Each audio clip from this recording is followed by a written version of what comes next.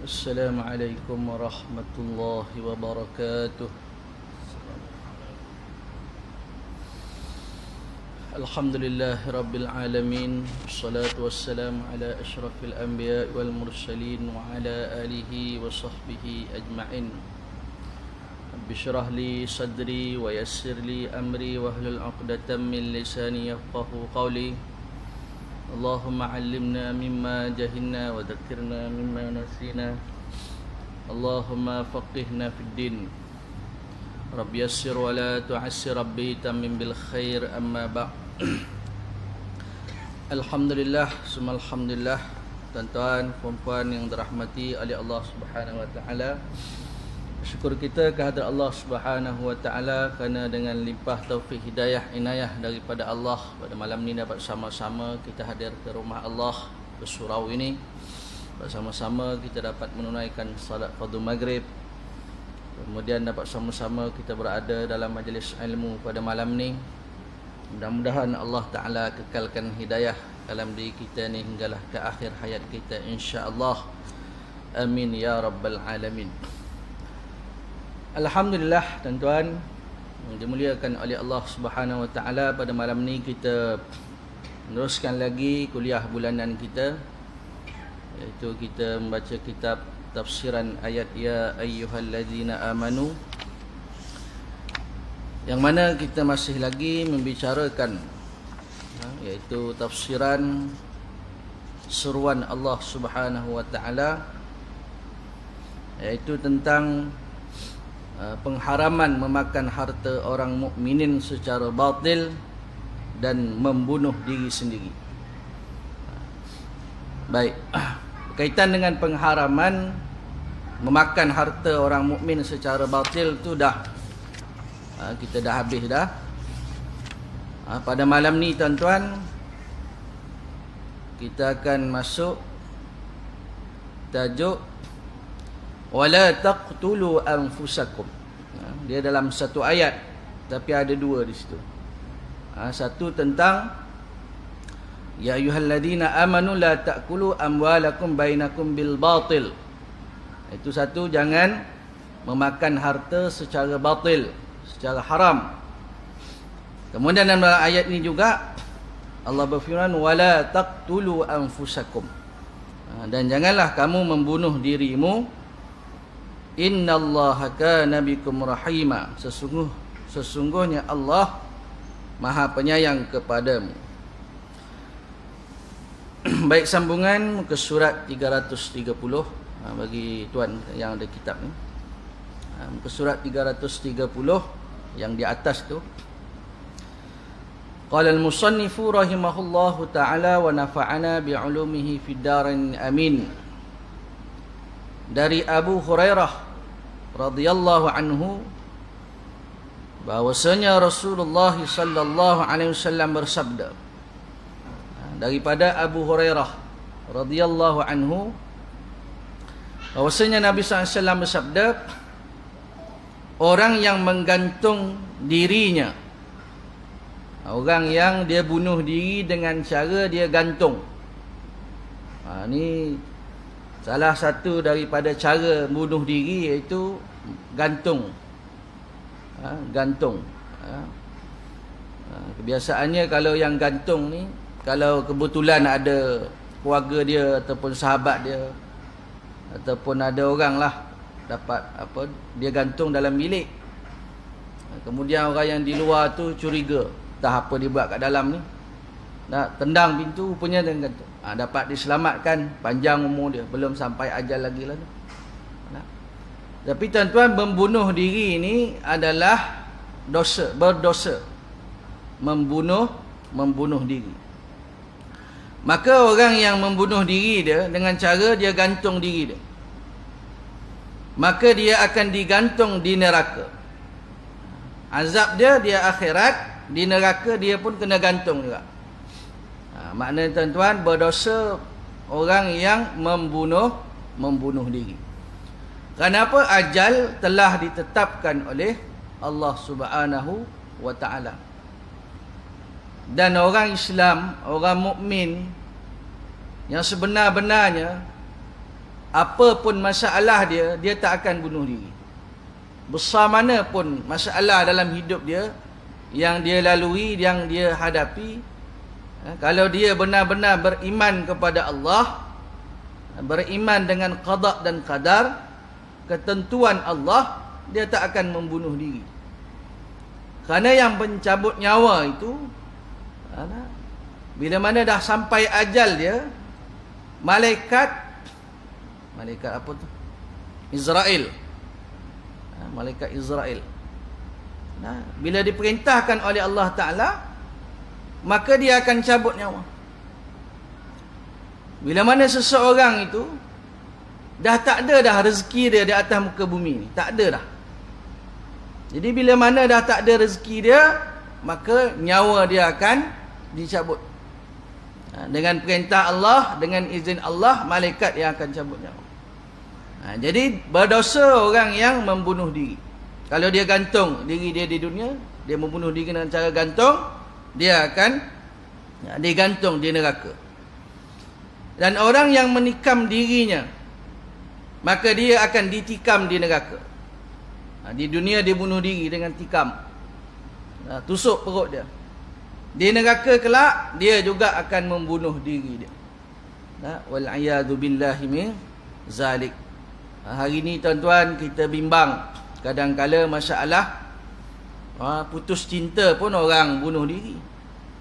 Putus cinta. Tak tahulah tuan-tuan, saya dah dekat 40 dah. Dulu zaman-zaman cinta monyet dulu adalah terkenang-terkenang jugalah. Cerita cinta monyet, main-main ya, tak ada apa pun. Cinta yang sebenarnya, bila mana kita dah nikah, tanggungjawab itu jauh lebih besar daripada cinta-cinta. Atau kita sebut apa, sweet couple. Jadi hari ni tuan-tuan, kebahagiaan itu di viral. Bila mana berpisah pun viral juga. Jadi tuan-tuan yang dimuliakan oleh Allah, bunuh diri ni kadang-kala disebabkan perkara yang remeh-remeh je. Tapi kadang-kala ada juga sebab seseorang itu dia ni dibuli, mangsa buli. Boleh jadi juga dia bunuh diri. Tapi ada juga mangsa buli, dia bunuh pembuli itu pun ada juga. Jadi tuan-tuan, membuli ni juga menjadi sebab orang yang mangsa buli itu dia stres. Dia tak nak pergi sekolah, mak ayah dia marah. Dia cerita kat mak ayah dia diganggu, dibuli. Mak ayah dia kata, kau ni manja lah. Lalas sekali dia ambil jalan mudah, bunuh diri. Masa tu barulah mak ayah dia nak menangis, tak guna dah. Sebab itu tuan-tuan ambil tahu perihal anak-anak. Sebab itu penyakit kita kata murung, kemurungan ini bahaya juga. Murung, bila dia murung, mulalah syaitan iblis masuklah, bisikan-bisikan. Ada orang dia ada dapat penyakit tu. Orang yang tak ada penyakit tu dia tak percaya. Filem orang putih tu selalu buat jalan cerita macam tu. Jadi dia dapat bisikan suruh bunuh diri dia. Bisikan suruh dia bunuh bayi yang ada dalam kandungan dia. Bisikan suruh dia bunuh suami dia. Wallahu alam, itu perubatan tuan-tuan. Hospital orang, doktor-doktor mungkin tahulah. Tapi kemurungan ni bahaya. Yang kalau dia tak diberi nasihat, dia tidak rujuk kepada Al-Quran, hadis, pesanan para alim ulama, dia tak belajar tuan-tuan, akhirnya ambil jalan mudah, dia membunuh diri. Wal'iyadzu billah min zalik. Mudah-mudahan tuan-tuan, anak cucu kita, keturunan kita tuan-tuan, tak jadi golongan yang bila ada masalah bunuh diri. Wal'iyadzu billah. Baik, dari Abu Hurairah radhiyallahu anhu juga bahwasanya Rasulullah sallallahu alaihi wasallam bersabda, sesiapa yang membunuh dirinya dengan besi dan besi itu di tangannya lalu ditikamkan ke perutnya, Siapa yang bunuh diri, guna pisau ke, guna besi ke, maka dia akan berada di neraka Jahannam selamanya dan kekal di dalamnya. Ini satu hadis Nabi SAW yang lain, riwayatkan daripada Abu Hurairah juga, siapa yang bunuh diri dia dengan menggunakan besi, tikam pada perut dia, maka Nabi SAW sabda, dia ini kekal di dalam neraka selamanya. Dan sesiapa yang meminum racun dan membunuh dirinya dengan racun itu, maka dia akan berada di dalam neraka selamanya dan kekal di dalamnya.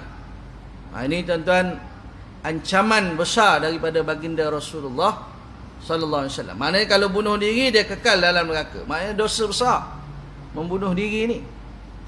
Sebab dia mendahului. Allah dah tetapkan ajal dia. Maka dia pula pergi cabut nyawa dia sendiri. Maka sabda Nabi sallam, dia kekal dalam neraka. Dan sesiapa yang melemparkan dirinya dari puncak gunung hingga terbunuh. Ni orang terjun bangunan. Terima kasih kita ucap kepada bomber lah. Bomber dan penyelamat. Bomber tu bukan dia padam api je tuan-tuan. Macam-macam dia buat. Kucing duduk kucing rumah flat tinggi-tinggi tu, dia keluar kat luar tu. Tah macam mana tak pandai patah balik. Bomber juga tuan-tuan. Bomber dan penyelamat. Jangan kita ingat bomber ni padam api tuan-tuan. Tengok video-video tuan-tuan, besar jasa dia. Nak selamatkan orang, nyawa dia juga bahaya juga. Silap hari bulan tali tu putus macam mana? Dia daripada tingkat atas, dia nak tendang orang yang nak bunuh diri tu. Silap hari bulan, tendang tak kena, tali putus. Dia ke bawah tuan-tuan. Yang nak bunuh diri tu tak mati, dia mati. Kalau dah sampai ajal dia lah. Tapi kita doalah moga semua bomba-bomba penyelamat ni tuan-tuan, bila menyelamatkan orang yang nak bunuh diri ni, dua-dua selamat. Yang nak menyelamat, yang nak diselamatkan, dua-dua selamat. Kita sama-sama doa insya-Allah. Jadi sesiapa yang melemparkan diri ni dari puncak gunung hingga terbunuh, maka dia akan dilemparkan ke dalam neraka Jahannam selamanya dan kekal di dalamnya. Ini ancaman yang tegas, yang keras ni. Maknanya kalau bunuh diri kekal di dalam neraka. Baik, daripada Sabit bin Ad-Danhaq Dahhaq radhiyallahu anhu berkata bahawa Rasulullah sallallahu alaihi wasallam bersabda, "Man halafa bi millatin siwal islami kadhiban fahwa kama qala." Sesiapa yang bersumpah dengan agama selain Islam secara dusta, maka dia akan mendapat balasan seperti yang dia katakan. Ini tuan-tuan, Nabi SAW bersabda, siapa yang dia bersumpah dengan agama selain daripada Islam. Kalau dulu tuan-tuan yang menyembah berhala ni atas nama Latta dan Uzza. Latta dan Uzza. Dan ada lagi lah nama-nama berhala yang lain. Yang Samiri itu dan sebagainya. Siapa yang bersumpah dan sumpah dia itu dusta atas nama selain daripada Islam, bila mana dia sumpah dengan agama selain daripada Islam secara dusta, maka dia akan dapat balasan seperti apa yang dia katakan. Contoh tuan-tuan, sumpah laknat, li'an. Itu dia ada bab dia lah, sumpah li'an. Suami li'an itu suami menuduh isteri. Maka antara suami dengan isteri itu dia ada sumpah li'an. Kalaulah saya berbohong, laknat Allah atas saya. Itu dah adalah perincian dia tuan-tuan. Maka apa yang dia sumpahkan itu secara dusta, dia akan dapat balasan Sama macam yang dia katakan dalam sumpah dia tu. Ya. Baik.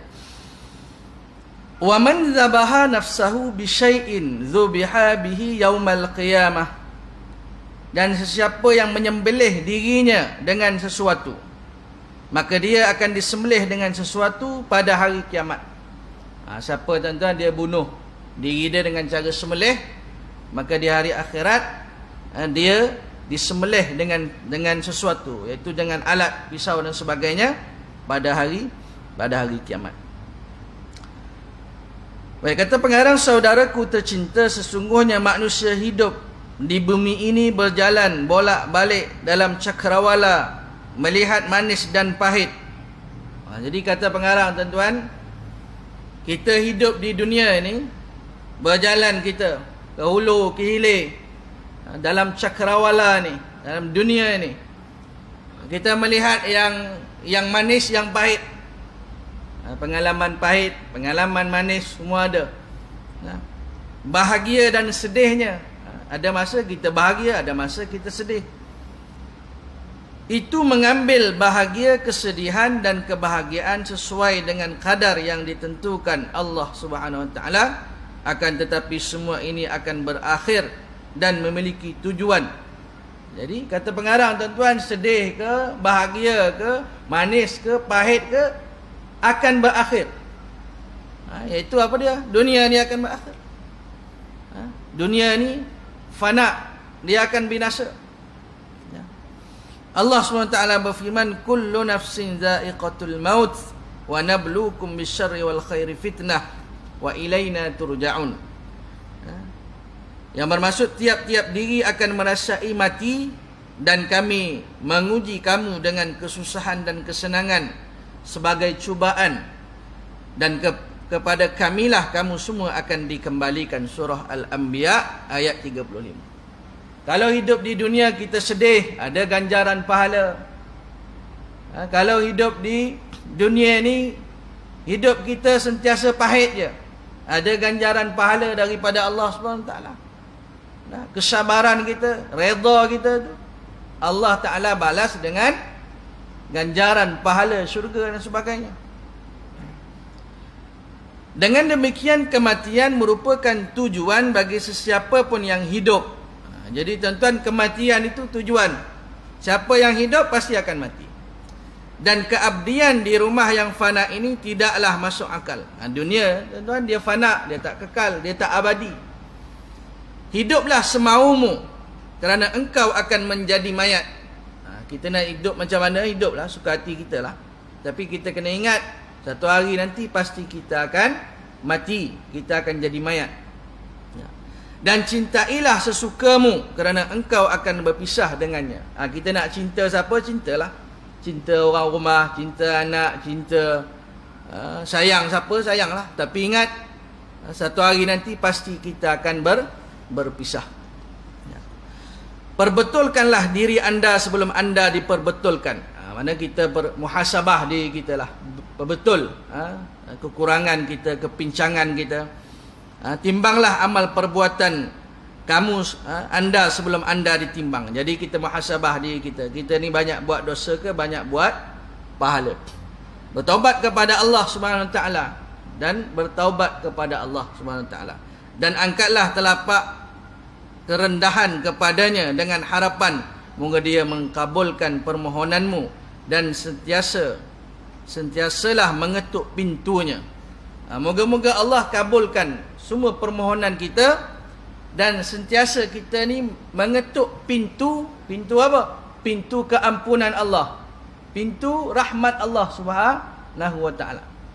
Iaitu dengan cara kita beristighfar, astaghfirullahalazim, ataupun dengan zikir-zikir kita, ataupun dengan pujian kepada Allah, memikirkan kebesaran Allah, mengetuk pintu rahmat, pintu keampunan Allah Ta'ala. Baik, kata pengarang, wahai Tuhan yang membukakan pintunya bagi mereka yang memohon. Kita mohon, Allah Ta'ala akan buka pintunya. Kita berdoa, Allah Ta'ala tak akan biar tangan kita yang menadah itu kosong. Kita kena yakin dia doa ni, ya Allah, berilah daku sekian, tuan-tuan. Allah tak akan biar kosong. Pasti Allah Ta'ala kabulkan. Tetapi tuan-tuan, sama ada kabulnya itu di dunia ataupun di hari akhirat. Para salafus salih mereka ni, dia suka kalau semua yang dia doa itu Allah tak beri pun di dunia, Allah bagi semua di akhirat, dia lebih suka. Ya. Dan kita di akhirat kelak, bila mana kita melihat ganjaran pahala yang Allah berikan, kita berharap kalaulah sewaktu di dunia dahulu semua yang kita minta, yang kita mohon, Allah tak beri di dunia, kita nak Allah bagi semua di hari akhirat. Kerana kita dah melihat ganjaran pahala kurniaan Allah Subhanahu wa ta'ala, dan menampakkan kekayaannya bagi mereka yang mengharap. Allah Ta'ala tuan-tuan, dia kaya, menampakkan kekayaannya bagi mereka yang mengharap. Ini doa pengarang tuan-tuan. Kami memohon kepadamu supaya kami berjalan di jalan hamba-hambamu yang membenarkan syariatmu. Kita berdoa kepada Allah tuan-tuan, kita ni berjalan di atas jalan hamba-hamba Allah yang membenarkan syariat Allah, dan mengiringi kami ke dalam golongan hamba-Mu yang hamba-hambamu yang saleh. Kita doa, ya Allah, Rabbi ja'alni muqimas salah wa min dhurriyyatina wa alhiqni bis salihin. Ya Allah, kumpulkan kami, kumpulkan daku bersama dengan orang-orang yang saleh. Wahai Tuhan, hidupkanlah hati yang telah mati, dan kerana jauh dari pintu-Mu, dan janganlah Engkau menyiksanya dengan siksa yang pedih. Wahai Zat yang maha mulia, wahai Zat yang memberikan kenikmatan, wahai Tuhan semesta alam. Jadi pengarang tuan-tuan, di akhir tafsiran dia menafsirkan satu-satu seruan Allah Ta'ala itu, dia akan tutup dengan berdoa kepada Allah Subhanahu wa ta'ala. Baik, kita masuk pada seruan yang seterusnya, iaitu seruan ke-21, iaitu seruan Allah tentang kewajipan bersikap adil dan haram mengikut hawa nafsu.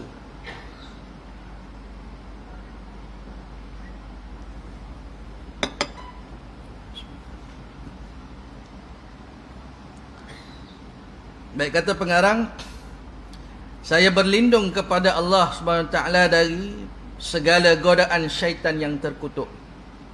Ya ayyuhalladzina amanu kunu qawwamina bil qisti syuhada'a lillahi walau ala anfusikum awil walidaini wal aqrabin iyakun ghaniyan aw faqiran fallahu awla bihima wala tattabi'ul hawa an ta'dilu wa in talu aw tu'ridu fa innallaha kana bima ta'maluna khabira.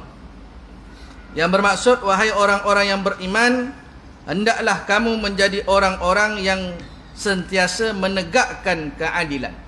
Ini perintah Allah. Wahai orang beriman, kamu hendaklah menjadi orang yang sentiasa menegakkan keadilan. Kunu qawwamina bil qist, menegakkan keadilan.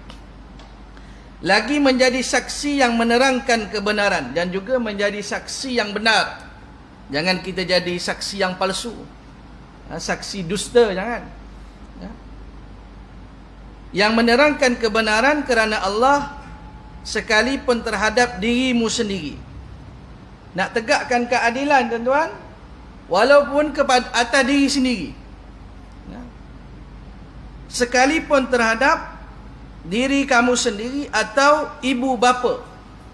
Nak tegakkan keadilan, dia tak kira mak ayah ke, kaum kerabat ke, tak kira.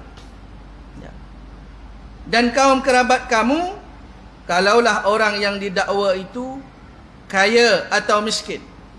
Yang kena dakwa tu orang kaya, yang kena dakwa tu orang miskin, sama sahaja. Tak boleh dibeza-bezakan. Maka janganlah kamu terhalang daripada menjadi saksi yang memperkatakan kebenaran disebabkan kamu bertimbang rasa. Jangan pilih-pilih bulu. Pilih-pilih. Yang ni rakyat. Yang ni ada jawatan. Yang ni ada pengaruh. Tak ada. Ya. Kerana Allah lebih bertimbang rasa kepada kedua-duanya. Oleh itu, janganlah kamu turutkan hawa nafsu supaya kamu tidak menyeleweng dari keadilan. Dan jika kamu memutar balikkan keterangan ataupun enggan menjadi saksi, maka sesungguhnya Allah sentiasa mengetahui dengan mendalam apa yang kamu lakukan. Surah An-Nisa ayat 135. Jadi tuan-tuan, Allah Ta'ala tahu. Fa innallaha kana bima ta'maluna khabira. Allah Ta'ala tahu yang mana saksi yang dusta, mana saksi yang benar. Ya. Tengok keterangan dan penjelasan. Said Qutb berkata, ayat di atas menyeru orang-orang beriman supaya melipat gandakan usaha untuk menegakkan keadilan sesama manusia. Tegakkan keadilan sesama manusia. Pernah tuan-tuan, seorang sahabat radhiyallahu anhu bernama Usamah bin Zaid. Dia ini sahabat yang dikasihi, disayangi oleh Nabi sallallahu alaihi wasallam. Maka dia pergi kepada Nabi sallallahu alaihi wasallam. Tujuan dia adalah untuk dia nak bagi tahu bahawa ada seorang wanita yang mencuri. Dan wanita itu daripada kaum, bukan kaum, Bani Khuzaimah. Nah. Jadi golongan Bani Khuzaimah ni yang disegani lah, maknanya konon-konon dia ni nak beritahu kepada Nabi sallam agar wanita tu terlepas lah. Konon-kononnya lah. Rupa-rupanya kena marah dengan baginda Rasulullah sallallahu alaihi wasallam. Nabi bersabda, kalaulah Fatimah, maknanya anak baginda Nabi sallam sendiri, mencuri, laqata'tu yadah. Ini perumpamaan yang mustahil. Mustahil Fatimah anak baginda Nabi sallam mencuri. Tapi perumpamaan Nabi nak tegaskan bahawa Islam ni dia tak pilih bulu. Kalau Fatimah sendiri yang mencuri, akan aku potong tangan dia. Tapi ini perumpamaan yang mustahil, kata ulama. Maknanya tuan-tuan, mustahil lah Fatimah, Sayyidatina Fatimah radhiyallahu anha mencuri. Ya. Maka Nabi SAW marah. Begitu juga tuan-tuan, ada dua beradik, ada masalah berebut tanah, pergi kepada Nabi SAW. Jadi dua orang ni bagi tahulah dia punya bukti-bukti dia. Yang abang, bukti tanah ni tanah saya sekian. Kata si adik, bukti tanah ni tanah saya sekian. Nabi SAW bersabda, aku tentukan, aku putuskan, aku hukumkan bahawa tanah ni milik antara dua beradik itulah, tak abang adik. Maknanya berdasarkan apa? Bukti yang kamu bagi. Tapi ingat, kalaulah maknanya kamu berdusta, bukti yang kamu bagi itu adalah dusta, penipuan, maka ingat, tanah yang kamu dapat itu adalah potongan daripada neraka. Dah bagi tahu macam tu, dua-dua beradik tak nak. Ya Rasulullah, saya tak nak, abang tak nak, adik pun tak nak. Sebab apa? Maknanya mestilah dua orang ni ada memberikan bukti dusta. Bukti yang dia bagi tu ada tipu. Mungkin Nabi SAW dah tahu, Allah Ta'ala boleh bagi tahu kepada Nabi SAW. Jadi tuan-tuan yang dimuliakan oleh Allah, jadi Allah SWT nak, dalam ayat ini tuan-tuan, seruan ni, tegakkan keadilan, dan apabila menjadi saksi, jadilah saksi yang benar. Jangan jadi saksi 20%. 20%. Balik-balik cerita P. Ramlee juga tuan-tuan. Sekarang ni banyak dalam Facebook tuan-tuan, cerita P. Ramlee. Jumpa madu 3 lah apa lah entah. Tuan-tuan jumpa tak ke tuan-tuan tak tengok Facebook? Jadi tuan-tuan yang dimuliakan oleh Allah Subhanahu Wa Taala. Itulah tuan-tuan, kisah bagaimana tuan-tuan Nabi SAW tegas, maknanya menegakkan keadilan. Kalau menjadi saksi, kalau nak bagi bukti, biar benar, jangan dusta, jangan menipu. Baik, sesuatu keadilan berinteraksi secara langsung dengan Allah Subhanahu Wa Taala. Maknanya tuan-tuan, Allah menyeru orang beriman, kunu qawwamina bil qist. Maknanya sentiasa menegakkan keadilan, tak kira siapa. Tak kira siapa. Orang putih buat filem tuan-tuan, Punisher, penghukum ya, hakim ke apa, yang dia pakai baju tengkorak tu. Seronok tengok dia tuan-tuan. Dia bunuh habis jahat tuan. Dah jahat bunuh semua dia punya keluarga dia bunuh balik. Maknanya tak kira siapa. Dia balas balik. Kalau kira dalam hukum Islam tu qisas tu. Kutiba alaikumul qisasu fil qatla. Maknanya yang bunuh balik. Dia bunuh, itu bunuh dia balik. Tapi adalah dia punya secara perincian dia itu. Bukan main hantam macam tu ya tuan-tuan. Baik, memuliakan segala perasaan, hawa nafsu atau kepentingan lain. InsyaAllah.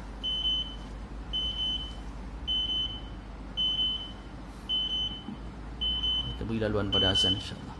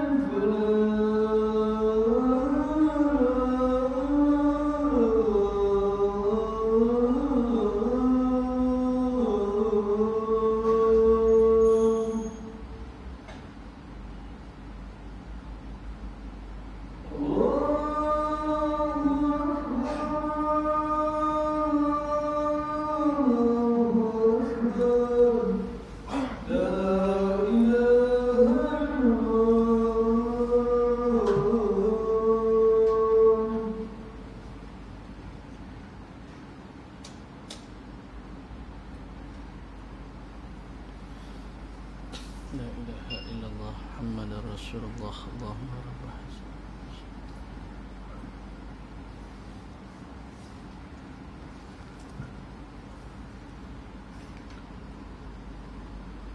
Baik, sikit tuan-tuan. Baik, sesuatu keadilan berinteraksi secara langsung dengan Allah SWT. Makna tuan-tuan, keadilan ini berinteraksi secara langsung dengan Allah. Maknanya Allah perintahkan direct. Ya ayyuhalladzina amanu kunu qawamina bil qist. Untuk apa tuan-tuan? Memuliakan segala perasaan. Maknanya tak pilih bulu. Hawa nafsu atau kepentingan lain. Yang ni orang biasa, yang ni tak ada. Hukuman tetap sama, tuan-tuan. Ya. Bebas dari kemungkaran, meningkatkan ketakwaan dan keredaan kepada Allah Subhanahu wa taala. Baik, kaum mukminin diperintahkan untuk menegakkan keadilan. Oleh itu melalui Al-Quran kita mengetahui hakikat perjuangan yang getir terpaksa dilalui untuk menegakkan keadilan. Makna tuan-tuan yang dimuliakan oleh Allah SWT, nak tegakkan keadilan untuk diri sendiri ke kena tegakkan, untuk ibu bapa kena tegakkan, untuk kerabat kena tegakkan, untuk sesiapa saja, tak kira tuan-tuan. Nah, kerana apa tuan-tuan yang dimuliakan oleh Allah Subhanahu wa taala? Kerana hukum Allah, syariat Allah Subhanahu wa taala ini kepada seluruh manusia. Tak kira siapa dia. Sebab itu tuan-tuan di akhirat dipanggil apa? Hari keadilan. Hari keadilan. Sebab hari itu memang betul-betul adil. Di dunia tak adil. Di dunia tuan-tuan, contohlah dalam jam lah, orang biasa jam pun jam lah, sakit perut pun sakit perut lah. Nak termuntah ke apa ke, anak lapar ke, duduk dalam jam tu. Kita tak ada apa-apa. Tapi kalau yang ada kelebihan, Allah bagi dia kelebihan, dia boleh jalan lagi. Jadi tuan-tuan yang dimuliakan oleh Allah Subhanahu wa taala, biarlah tuan-tuan, kalau di dunia ni kita tak dapat banyak kelebihan, jawatan dan sebagainya tuan-tuan, yang penting tuan-tuan kita jadi hamba Allah yang taat kepada Allah, redha dengan ketentuan Allah. Kita tegakkan yang perlu ditegakkan, segala keadilan itu, insya-Allah di hari akhirat ini tuan-tuan kita berada di darjat makam yang lebih tinggi berbanding dengan mereka yang hidup di dunia. Semua kesalahan yang dia buat bebas, selamat. Pusing gitu. Pimai tentu juga. Dia tak kira siapa tuan-tuan, dia tak tuju pada siapa, dia umum, yang bersalah tetap salah. Mana boleh menegakkan benang yang basah, yang salah. Tak kira lah tuan, di Malaysia ke, di luar negara ke, di mana sahaja, bila buat salah, dia salah.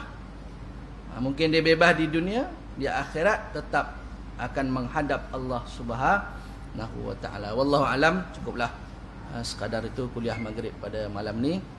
Yang baik daripada Allah, salah silap daripada kejahilan diri saya mohon ampun kepada Allah, minta maaf dengan tuan-tuan semua yang hadir. Allahu alam, aqulu qawli hadza wa astaghfirullahal azim wa li wa lakum. Assalamualaikum warahmatullahi wabarakatuh.